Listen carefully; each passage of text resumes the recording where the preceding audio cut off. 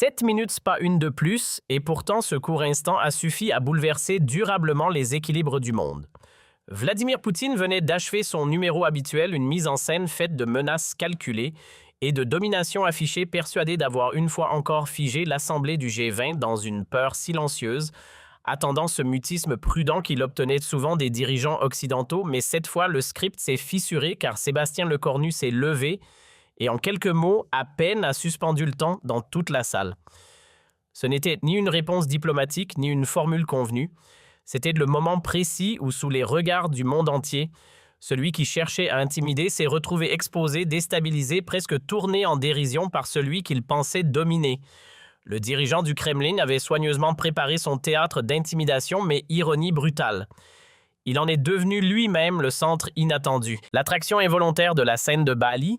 Et ce matin-là, la tension était si dense qu'elle semblait peser dans l'air. Les 20 chefs les plus puissants de la planète étaient réunis officiellement pour parler économie. Mais chacun savait que l'enjeu dépassait largement ce cadre, car ce sommet était devenu une véritable confrontation opposant les démocraties occidentales à un pouvoir autoritaire incarné par Poutine, un choc frontal entre dialogue et intimidation, entre règles et force brute. Dès son entrée, Vladimir Poutine s'avance entouré de son dispositif habituel, une garde rapprochée impressionnante et des conseillers figés dans une froideur presque mécanique incarnant cette image de puissance calculée qu'il cultive depuis des années, affichant une assurance glaciale qui a déjà fait vaciller bien des dirigeants, persuadés qu'il lui suffirait encore une fois de jouer sur la peur et les sous-entendus pour imposer sa ligne. Ignorant totalement que dans l'ombre, Sébastien Lecornu préparait depuis des semaines une riposte minutieusement construite car le responsable français n'avait aucune intention de subir ou d'encaisser les provocations russes.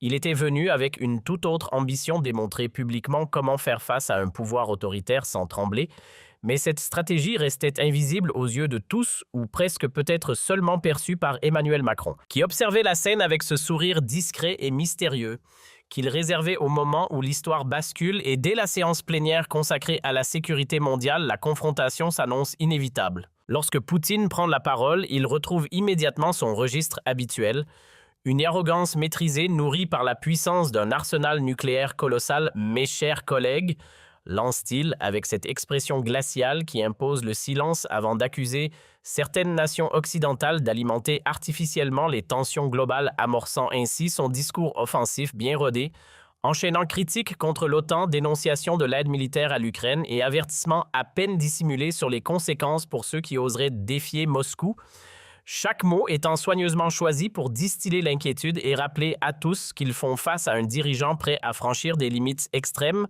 convaincu de contrôler son auditoire, mais un détail inattendu vient fissurer cette mise en scène, car là où les autres dirigeants évitent son regard ou se réfugient dans des notes fébriles, Lecornu adopte une posture radicalement différente. Le fixant droit dans les yeux avec une intensité presque dérangeante, comme s'il refusait d'entrer dans le jeu de la peur. À peine sa tirade menaçante achevée, Vladimir Poutine pense avoir verrouillé la salle comme à son habitude, mais c'est précisément à cet instant que Sébastien Lecornu brise le rythme, avec une simplicité déconcertante lançant d'un ton presque détaché. « Est-ce que votre spectacle est terminé, monsieur Poutine ?»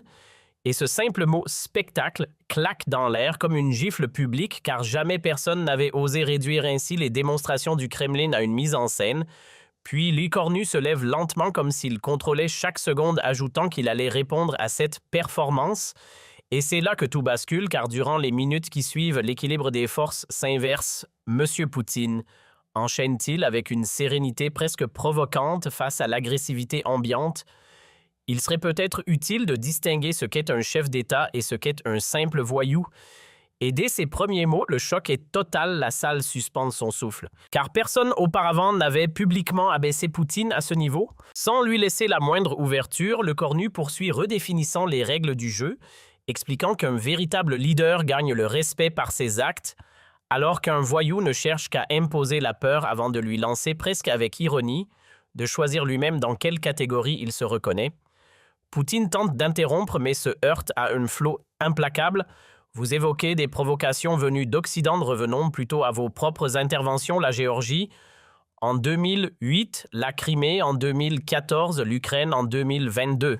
Énumère-t-il avec précision 3 offensives, 3 entorses majeures au droit international. Voilà votre véritable bilan. Chaque mot tombe avec une précision chirurgicale tandis que les caméras du monde entier capturent la scène de CNN à BBC, transformant cet échange en moment historique puis le cornu enfonce le clou sans ralentir, retournant les menaces de Poutine contre lui-même. Vous parlez de conséquences imprévisibles? Permettez-moi d'évoquer celles qui, elles, sont parfaitement prévisibles. Et il déroule implacable. Isolement diplomatique, affaiblissement économique, fuite des talents, avant de conclure froidement que sous son autorité, la Russie s'enfonce dans un statut d'État rejeté par la communauté internationale. Peu à peu, Vladimir Poutine réalise que la scène lui échappe, lui, qui d'ordinaire impose la peur sans effort, comprend qu'il fait face à quelqu'un d'imperméable à ses méthodes car Sébastien Lecornu ne montre ni hésitation ni volonté d'apaisement. Bien au contraire, il avance frontalement sans détour et retourne complètement le terrain du débat. Vous souhaitez évoquer la sécurité mondiale? Allons-y, lance-t-il avec une froide détermination avant d'enchaîner des questions cinglantes. Qui brandit la menace nucléaire contre des populations civiles? Qui quitte éliminer ses opposants au-delà de ses frontières? Qui alimente des réseaux terroristes? Puis il laisse planer une évidence lourde de sens. Inutile de faire semblant de chacun ici connaît la réponse. Et ces accusations tombent comme une déflagration dans la salle, provoquant stupeur et incrédulité parmi les dirigeants présents. Car pour la première fois, quelqu'un ose exposer sans détour les dérives du Kremlin devant le monde entier, puis Lecornu, sans relâcher la pression, ajoute avec un mépris assumé « Mais ce qui révèle vraiment votre nature, Monsieur Poutine, c'est votre peur ». Et il frappe encore plus fort en dénonçant cette dépendance à l'arme nucléaire comme un refuge, affirmant que derrière cette posture se cache l'incapacité de mener une guerre conventionnelle avec succès. Et là, tout bascule définitivement car cette attaque atteint sa cible en plein cœur. La référence au revers militaire en Ukraine agit comme un choc brutal. Vladimir Poutine perd son assurance, son visage se fige, ses gestes trahissent une nervosité inhabituelle. Pour la première fois, il apparaît déstabilisé devant un auditoire international. Vous déformez les faits, tente-t-il de répondre d'une voix moins assurée, mais Lecornu imperturbable réplique immédiatement avec une ironie glaciale « Déformé, parlons-en ». Et il enchaîne sans lui laisser le moindre répit, évoquant l'incapacité à s'emparer de Kiev, les pertes successives de hauts gradés, ou encore le retrait précipité de certaines régions, chaque remarque s'abattant comme une lame, tandis que Poutine tente de reprendre pied en invoquant la défense des intérêts nationaux, mais il est aussitôt coupé. Vos intérêts vraiment, rétorque Lecornu avant de dérouler une série de questions qui exposent crûment la réalité. Tuer des civils, est-ce défendre un pays? Visor des hôpitaux, est-ce légitime? Déporter des enfants, est-ce protéger? Transformant chaque interrogation en accusation directe impossible à esquiver. Dans un silence presque irréel, chaque accusation égrenée par Sébastien Lecornu résonne comme un écho implacable détaillant les exactions attribuées à Moscou, tandis que les dirigeants présents figés assistent à ce démontage méthodique d'un pouvoir qu'ils redoutaient jusqu'ici, puis d'une voix, d'une froideur tranchante, il lâche « Monsieur Poutine, vous n'incarnez en rien un chef d'État, vous êtes un criminel dissimulé derrière une fonction officielle ». Avant d'ajouter sans trembler que la France n'éprouve aucune crainte face à lui, et après ces mots, le silence devient presque assourdissant, comme si la salle entière retenait son souffle. Tandis que Vladimir Poutine, autrefois redouté à travers toute l'Europe, reste figé, incapable de répondre, son visage trahissant à la fois la colère et une humiliation rarement exposée, une expression que nul objectif n'avait encore réussi à capturer avec une telle intensité. Mais Lecornu ne s'arrête pas là, il avance encore, réduisant toute possibilité de reprise. Vous vous demandez ce qui va suivre, je vais être parfaitement clair, affirme-t-il en se rapprochant de la délégation russe, annonçant que la France poursuivra son soutien militaire à l'Ukraine jusqu'à une défaite totale de Moscou, qu'elle accentuera les sanctions jusqu'à fragiliser l'économie russe et qu'elle s'emploiera à faire juger ses actes devant les juridictions internationales face à cette pression. Poutine tente une ultime diversion en évoquant le danger nucléaire, mais la réponse tombe immédiatement sèche et sans appel. Non, ce n'est pas nous qui jouons avec le feu, c'est vous, et aujourd'hui vous en subissez les conséquences sous les yeux du monde entier. Se tournant alors vers l'ensemble des dirigeants, Lecornu élargit son propos, invitant chacun à observer la scène. « Regardez-le bien, dit-il. Voilà ce qu'est un dictateur lorsqu'on lui résiste, quelqu'un qui ne sait qu'intimider mais qui vacille dès qu'on lui tient tête. » Et contre toute attente, une ovation éclate, surprenant. Même son auteur Joe Biden se lève le premier, rapidement suivi par Ursula von der Leyen, puis par l'ensemble des dirigeants démocratiques présents. tandis que Xi Jinping, pourtant proche de Moscou, choisit de rester immobile sans applaudir mais sans protester non plus. Et au milieu de cette scène, Poutine apparaît totalement isolé, contraint d'assister impuissant à sa propre humiliation exposée au grand jour. Très vite, ceux qui tenaient les caméras et prenaient des notes réalisent qu'ils ne sont plus face à une simple rencontre diplomatique, mais témoins d'un basculement historique, un instant où les règles implicites changent et où les démocraties semblent enfin se libérer de la crainte qu'inspiraient les régimes autoritaires. Et alors que Sébastien Lecornu regagne calmement sa place, il lance une dernière phrase presque détachée mais lourde de sens. « Monsieur Poutine, vous pouvez désormais regagner votre bunker, le monde libre ne tremble plus devant vous. » Une conclusion qui scelle symboliquement la scène, puis Vladimir Poutine quitte la salle dans la précipitation accompagné d'une délégation visiblement déstabilisée et à peine la porte refermée. Une vague d'applaudissements éclate comme une libération collective car pour la première fois depuis longtemps, celui qui incarnait la peur vient d'être publiquement mis en échec devant la communauté internationale. Dans les heures qui suivent, l'onde de choc se propage à une vitesse fulgurante, confirmant que ce moment dépasse largement le cadre de la conférence. Les réseaux sociaux s'embrasent. Le mot-clé opposant, Lecornu à Poutine devient viral en un temps record, tandis que les images de l'échange circulent massivement, atteignant des dizaines de millions de vues en une seule journée, et partout le même sentiment domine, celui d'avoir assisté à une démonstration de courage rare. Les titres des médias internationaux se multiplient, certains évoquant une humiliation sans précédent, d'autres soulignant un tournant décisif de CNN à BBC, en passant par le New York Times qui s'interroge sur ces quelques minutes capables de redéfinir l'équilibre mondial, et même les médias russes, pourtant alignés sur le pouvoir, se retrouvent contraints d'évoquer l'événement, tentant maladroitement d'en atténuer la portée, signe que l'impact dépasse toute tentative de contrôle narratif. À Moscou, le choc est brutal, presque incontrôlable, et dans les couloirs du pouvoir, les équipes de Vladimir Poutine s'agitent pour contenir une crise qui leur échappe déjà. Car malgré leurs efforts, les répercussions sont profondes et irréversibles. Pour la première fois depuis son ascension, celui qui cultivait une image d'homme fort apparaît fragilisé aux yeux de sa propre population, et même la machine de censure ne parvient pas à freiner la diffusion des images de cette humiliation, tandis qu'à l'opposé, dans les capitales occidentales, l'ambiance est à l'exaltation.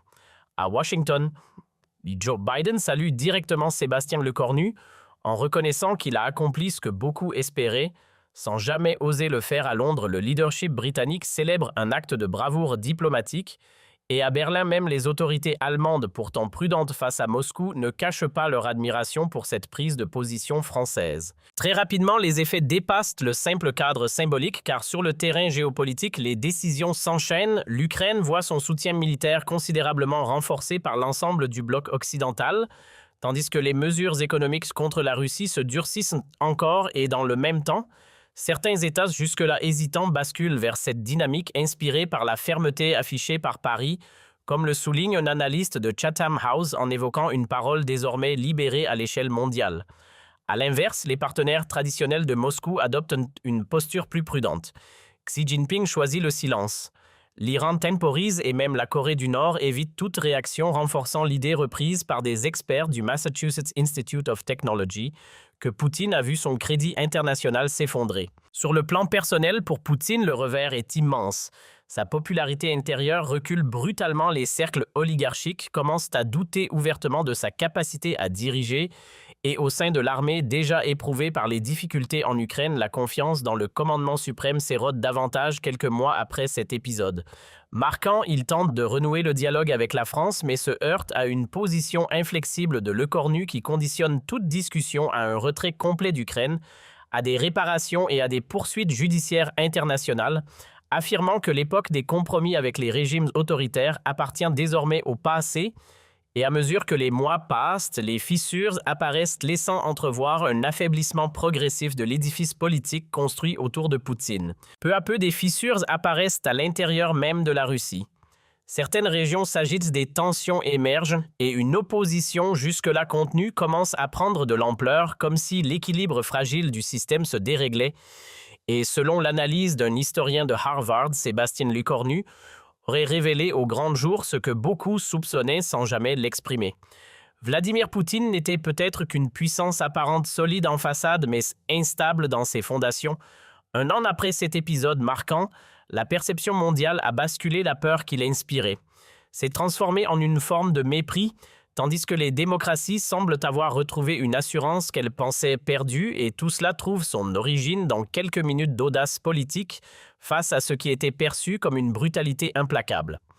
Le Cornu lui-même résumera plus tard cette séquence en soulignant qu'un seul individu déterminé peut infléchir le cours de l'histoire, et cette confrontation restera gravée comme l'instant où l'Occident a cessé de céder à la peur des régimes autoritaires, rappelant au passage que certaines valeurs comme la liberté ne se négocient pas, mais loin de s'arrêter à cet événement, les conséquences de cette humiliation publique s'étendent bien au-delà, redessinant en profondeur et durablement l'équilibre géopolitique mondial. À peine la confrontation terminée, l'agitation gagne les capitales du monde entier.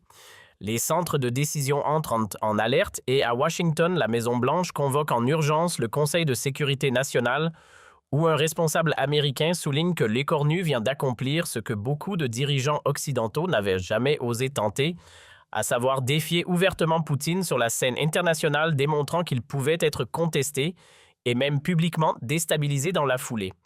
Le Pentagone revoit ses analyses stratégiques concernant la Russie.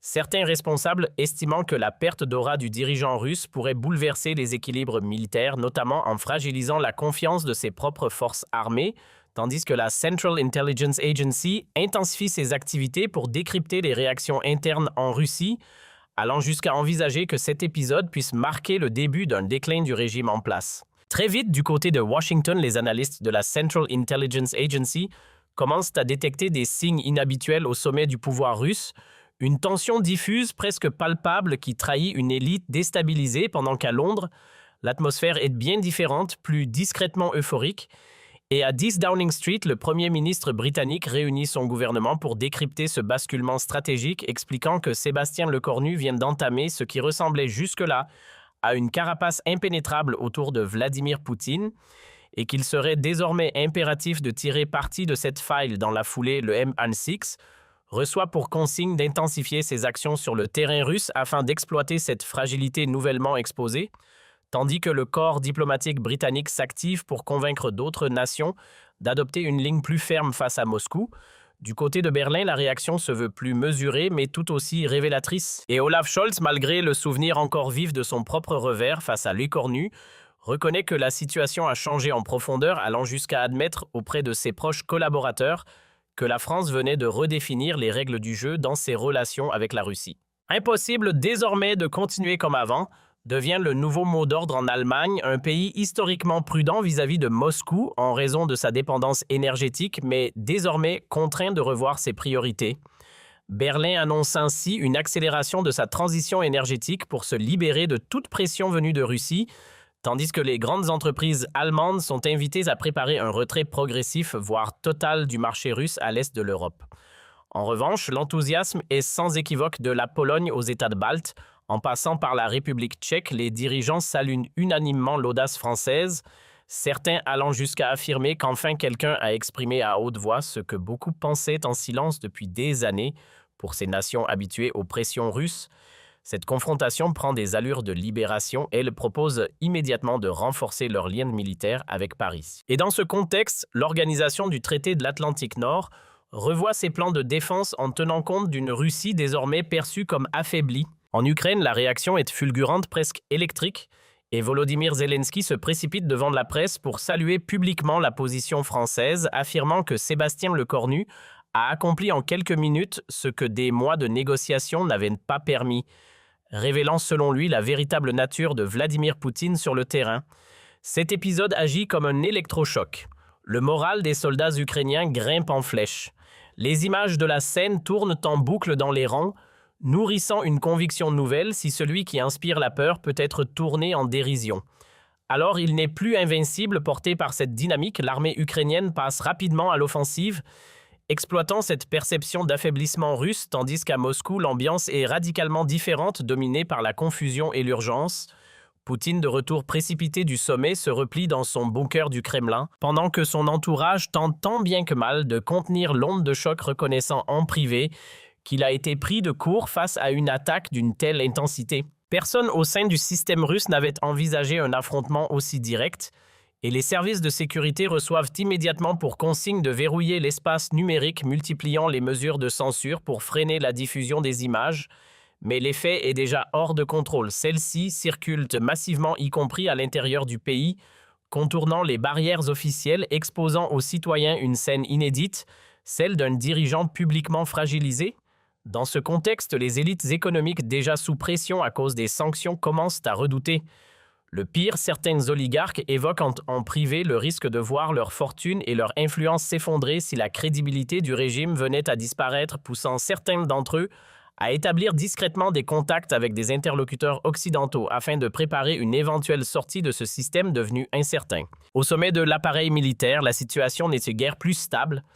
Les revers accumulés en Ukraine avaient déjà ébranlé la confiance des généraux, et cet épisode ne fait qu'accentuer les doutes. Des discussions confidentielles émergent au sein de l'état-major, où certains commencent à s'interroger ouvertement sur la capacité du leadership actuel à maintenir le cap dans les régions. Les responsables locaux prennent progressivement leur distance avec le centre du pouvoir, certains allant jusqu'à explorer des canaux de dialogue indirect avec des partenaires étrangers, estimant que la stratégie de Moscou pourrait entraîner l'ensemble du pays dans une spirale négative malgré la pression exercée sur les médias. Quelques voix indépendantes parviennent encore à s'exprimer, décrivant un dirigeant dont l'image de puissance s'effrite. Ces analyses circulent discrètement, alimentant une réflexion souterraine sur l'avenir politique du pays. Et pendant ce temps, sur la scène internationale, Xi Jinping observe attentivement cette évolution partagée entre prudence stratégique et opportunisme face à un partenaire désormais fragilisé. Face à ses conseillers, Xi Jinping ne cache pas son analyse lucide. Si Vladimir Poutine venait à vaciller, c'est tout l'équilibre mondial qui serait redéfini. Et dans ce contexte, Pékin ajuste déjà sa posture, prenant progressivement ses distances avec Moscou pour éviter d'être associé à un pouvoir fragilisé. Les entreprises chinoises reçoivent ainsi des consignes claires pour limiter leur exposition en Russie, pendant que du côté de Téhéran, autre partenaire traditionnel, la prudence s'impose également. Les dirigeants iraniens estimant qu'un allié affaibli ne constitue plus un rempart fiable face aux pressions occidentales, ce qui les pousse à multiplier discrètement les contacts avec des interlocuteurs européens afin d'explorer de nouvelles options diplomatiques. Et même dans un pays aussi isolé que la Corée du Nord, le constat s'impose, le rapport de force évolue. Kim Jong-un choisit alors de suspendre temporairement ses livraisons d'armes à la Russie, préférant observer l'évolution de la situation avant de s'engager davantage. Dans la foulée, les nations dites non alignées, jusque-là partagées entre deux camps, opèrent un basculement notable vers les positions occidentales, à l'image de l'Inde, du Brésil ou encore de l'Afrique du Sud, qui réévaluent leurs liens avec Moscou. Leurs dirigeants, constatant que l'aura de Poutine ne suscite plus le respect qu'elle imposait auparavant, et à peine quelques semaines après l'épisode de Bali, les premières répercussions concrètes se manifestent. La Russie voit s'évaporer plusieurs contrats d'armement majeurs, ses partenaires se tournant désormais vers des alternatives occidentales jugées plus fiables, tandis que son économie déjà fragilisée encaisse de nouveaux chocs jusqu'à voir sa monnaie chuter à des niveaux historiquement bas. Puis en l'espace de quelques mois, la contestation s'installe à l'intérieur même du pays. Des manifestations éclatent dans différentes régions, portées par une population galvanisée par l'image d'un pouvoir affaibli. Les forces de sécurité peinent à contenir la situation elle-même, affectée par la perte de crédibilité de leurs dirigeants. Et très rapidement, ce qui n'était qu'un malaise diffus se transforme en agitation généralisée.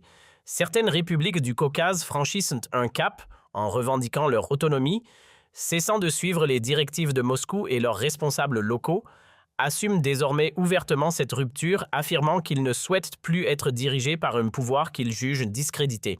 À mesure que les mois passent, l'appareil militaire russe, déjà fragilisé par les combats en Ukraine, montre ses limites, incapable de contenir les tensions internes sur l'ensemble du territoire, et ce qui paraissait inimaginable finit par se produire, car quelques semaines plus tard, une coalition inattendue d'oligarques et de hautes gradés décide de passer à l'action contre Vladimir Poutine, justifiant leur initiative par la nécessité de préserver ce qu'il reste du pays, après, selon eux, une perte d'honneur irréversible.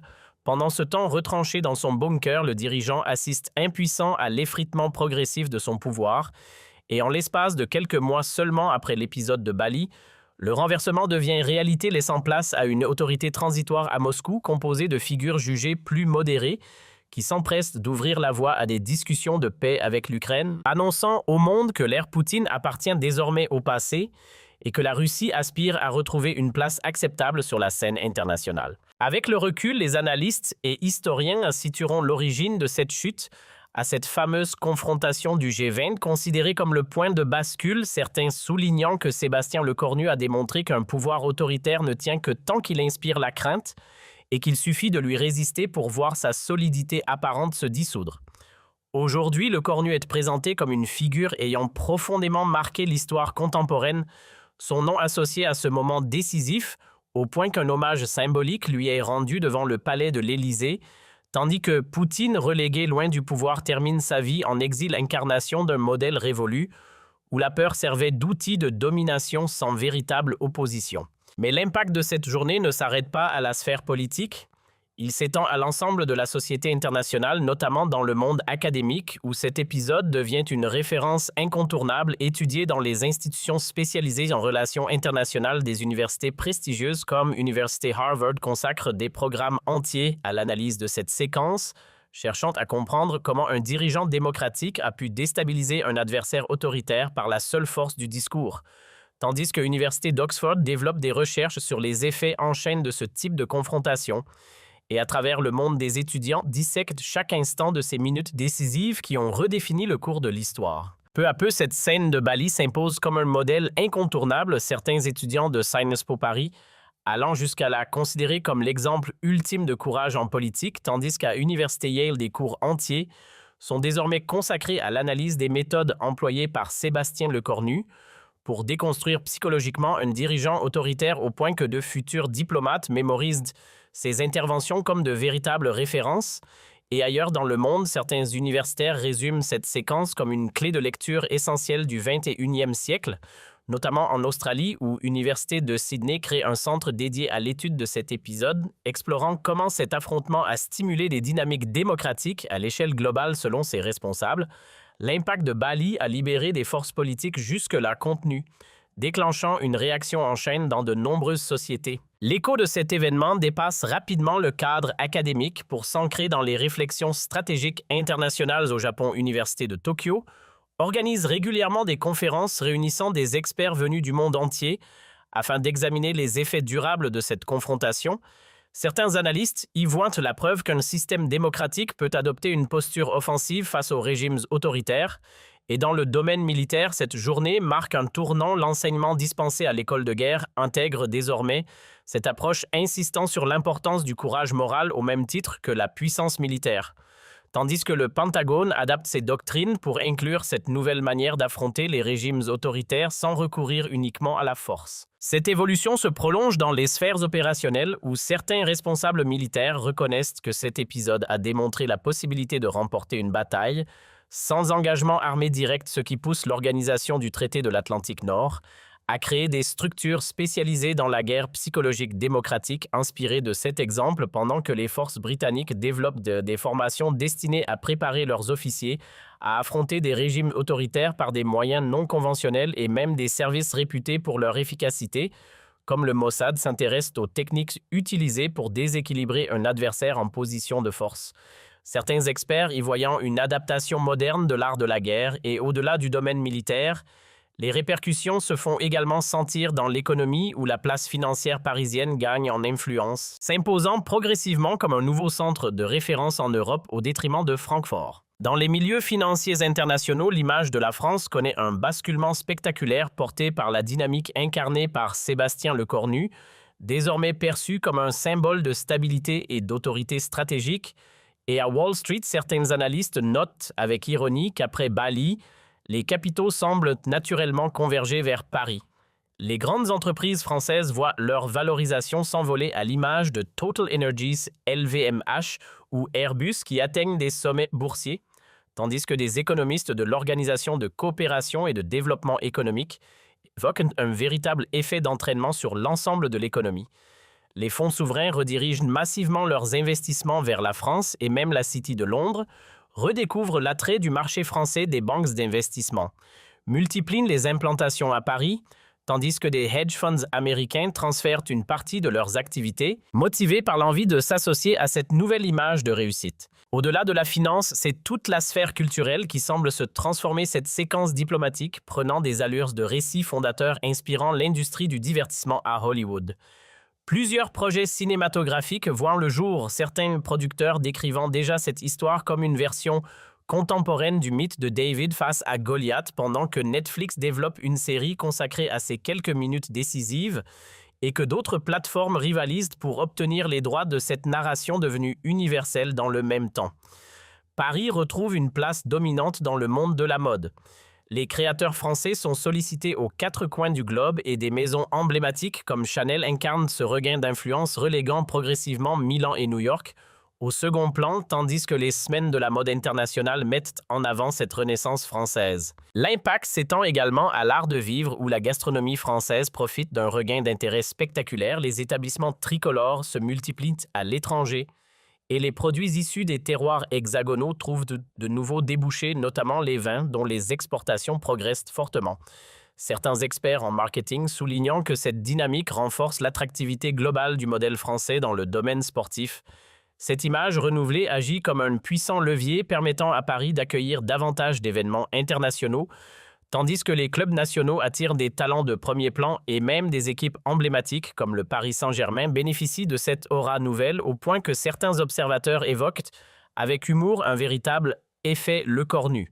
Dans le même temps, des compétitions majeures comme le Tour de France renforcent leur rayonnement, attirant sponsors et partenaires désireux d'être associés à cette dynamique française en pleine expansion. Dans l'univers des technologies, un basculement inattendu s'opère et la France s'impose progressivement comme un pôle incontournable, attirant des acteurs majeurs qui jusqu'alors regardaient ailleurs. Certaines entreprises de la Silicon Valley commencent même à transférer une partie de leurs activités vers Paris, séduite par un environnement jugé plus stable depuis l'émergence de Sébastien Lecornu, comme le souligne un responsable de Google. Parallèlement, les jeunes pousses européennes choisissent massivement l'Hexagone pour se développer, portées par une confiance nouvelle, tandis que des groupes asiatiques comme Samsung multiplient les investissements en y installant des centres de recherche cherchant à tirer parti de ce dynamisme retrouvé. Et cette influence ne s'arrête pas au numérique, elle s'étend également au domaine spatial où les collaborations se renforcent.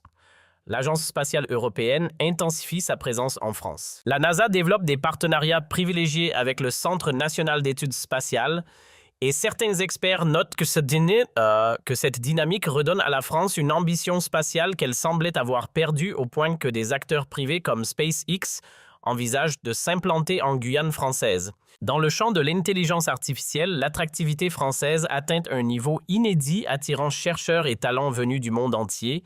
Certains estimant même que l'effet Lecornu rend désormais la France plus séduisante que la Silicon Valley elle-même phénomène.